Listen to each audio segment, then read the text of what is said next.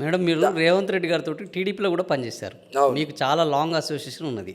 అప్పుడు రేవంత్ రెడ్డి, ఇప్పుడు రేవంత్ రెడ్డి ఎట్లా ఉన్నారని మీరు చెప్పగలరు? అప్పుడు ఇలాగే ఈ ఫ్యూడల్ బుద్ధులు ఉన్నాయా? లేకపోతే ఇప్పుడు కొత్తగా ఆ వచ్చాయా? రోజు అంటే ఈ అధికారం ఇంకా ఎక్కువ మార్చిందేమో అనిపిస్తుంది నాకు. నాతో పాటు మేము ఇద్దరం ఒకేసారి జెడ్పీటీసీలం, మధ్యలో ఆయన ఎమ్మెల్సీ అయ్యాడు.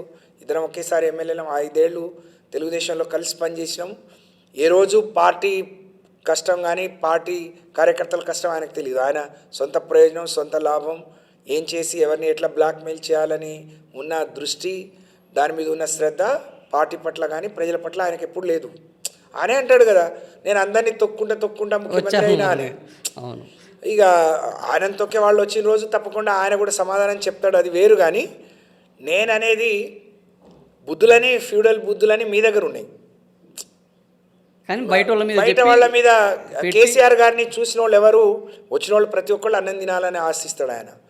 ఆయన ఆయన ఆయన నిజంగా ఒక పెద్ద కుటుంబంలో పుట్టిన పేదవాడి కష్టాలు తెలిసినవాడుగా ఇవాళ అందరి పేదవాళ్ళ గుండెల్లో కేసీఆర్ ఉన్నాడు. నువ్వు ఫ్యూడల్ అని నువ్వు 10 సార్లు చెప్పి 100 సార్లు చెప్పినా నువ్వు ఫ్యూడల్ అవుతావు తప్ప కేసీఆర్ ఎప్పుడు కాలేడు.